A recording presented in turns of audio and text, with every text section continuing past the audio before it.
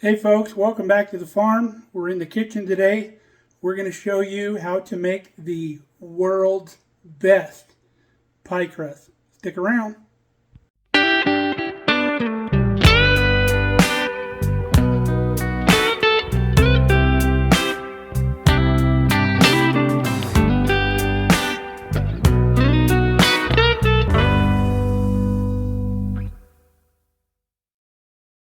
Now this pie crust recipe is phenomenal. I got it from my girlfriend's mom in high school, and even at 17 or 18 years old, I could recognize this pie crust was something else.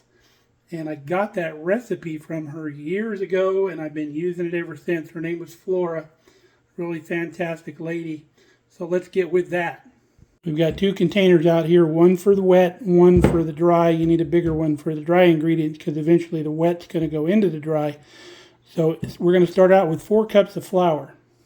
To the 4 cups of flour, we're going to add 1 tablespoon of sugar.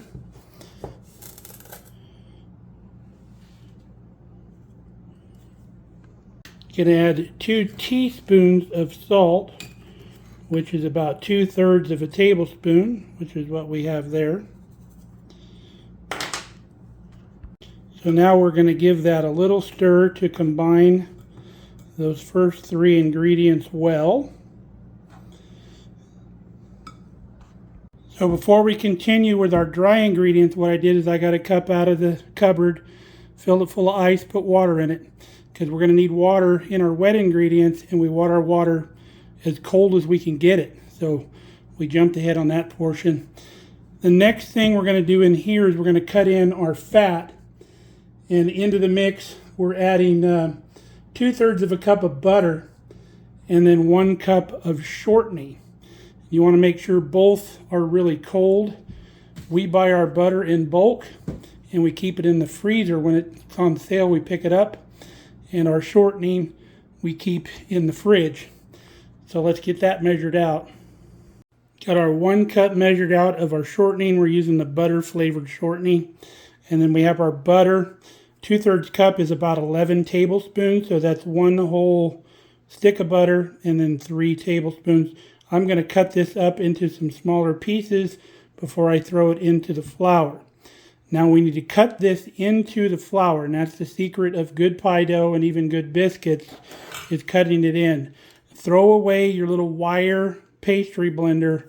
Get you a good heavy duty one like this. Those wire ones are junk. You can't cut frozen butter with it, and your fat needs to be extremely cold. So this is what we use. Now our butter is a lot firmer than our shortening, so we're going to cut our butter in first.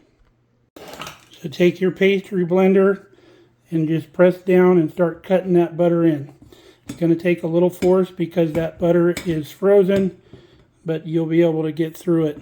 The key is not to let that butter to come to room temperature. You want it to stay in pieces, nice and cold. You don't want to work it into the flour. You want little pieces of it.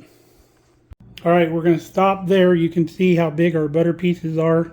They're going to get smaller as we work the shortening in, so we can stop at this point, but they will get smaller. And then I work against the side of the bowl like this and just keep going around. Now if you find it's really difficult, just cut your butter into smaller pieces before you throw it in with your knife. The smaller the pieces you start with, the easier it is to blend them. I've had my shortening back in the fridge. We're going to get it out and dump it in here. All right, here we go. Much easier to cut. And then you got to knock it off the top of your pastry blender every now and then until it starts getting coated with flour, the smaller pieces. And it's a 2-hand job. So this is what your mixture should look like when you're done. You got nice chunks of butter and shortening in there, coated with flour. This is the absolute key to good flaky pie crust. So I'm going to throw this in the fridge real quick while we work on putting together the wet ingredients. So in our wet, we have a 1/2 cup of our ice cold water. We have an egg out of the fridge because we want that to be cold as well. And 1 tablespoon of white vinegar. Don't know what the vinegar does, but this is an amazing recipe and I'm not going to mess with it. It might be the vinegar is a secret. So we've got this whisk together. Now we need to combine it with our dry ingredients. And I know it may seem silly to throw stuff in the fridge for that short amount of time, but we do not want the fat in that to work into the flour. We need it to stay solid. Now make a little well in the middle of your dry ingredients. Dump your wet ingredients in. And then we're going to fold that together. Folding very gently. We will just want to moisten all of the dry ingredients. Just barely moisten. We don't want to overwork the dough. And once we've got it fairly well mixed in, we're going to dump it out on the counter and mix it a little bit more. Now once it starts wanting to ball up together, that's when you can dump it out on your board. And I used our little scraper here to keep combining. Now the big doughy pieces, we can break those up to where it'll combine a little bit better with the flour. We're not breaking up all the butter pieces. Those are still nice and cold, so you don't have to worry about that. The bigger pieces here are just the flour that has come together. And you just want to get a good mix on all this stuff. Just keep folding it until it's a nice even consistency, but we're not working the dough, we're not kneading. Very important.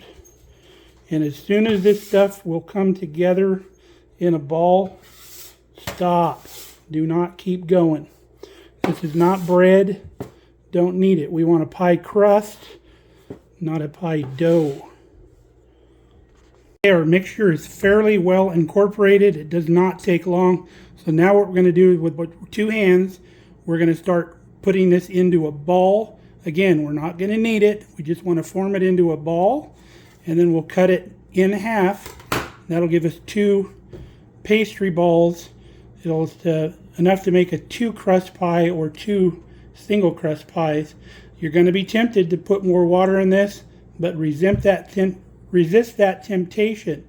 It will come together when you wrap it in saran wrap and put it in the fridge for a half hour. All that moisture is going to equalize and you'll be good. See how that came together? I told you it would. So now you're going to get your pastry knife. You're going to find the center. Cut it right down the center. And then now we can actually form these into balls and get them wrapped in plastic wrap. Got our 2 pastry crusts here. You can see the little butter pieces in here. That's exactly what you want. You do not want that worked into the dough. Let's get these in the fridge.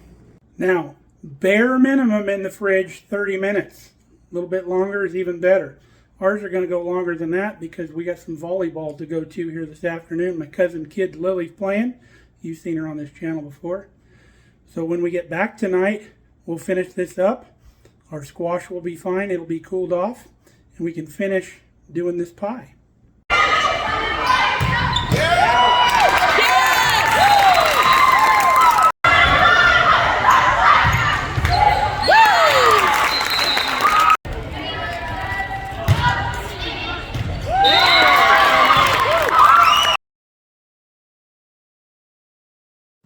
So our dough is rested in the fridge.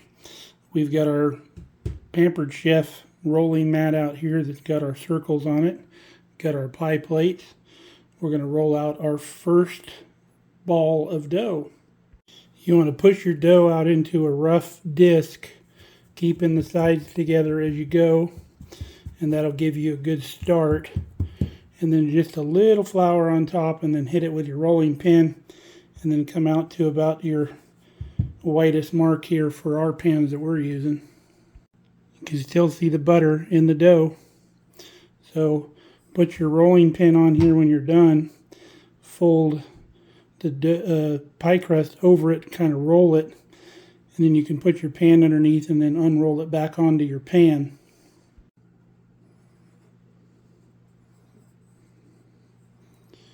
Just like that. and go around the edge with your knife. Just cut off just off the edge of the plate, and then any cracks you have, just seal it up with your fingers and push it together.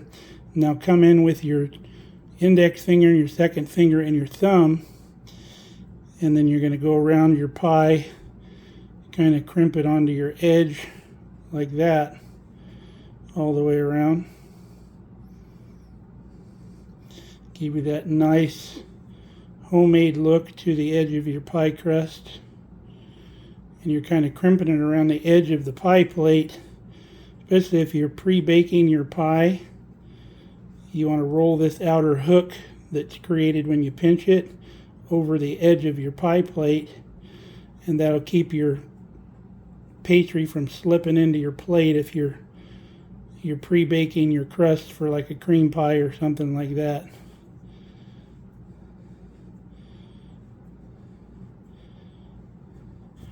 There you go. Now if you're baking your pie, pre-baking your crust, you would poke it with a fork, or you'd put some dry beans in there or something to hold everything down while you bake it.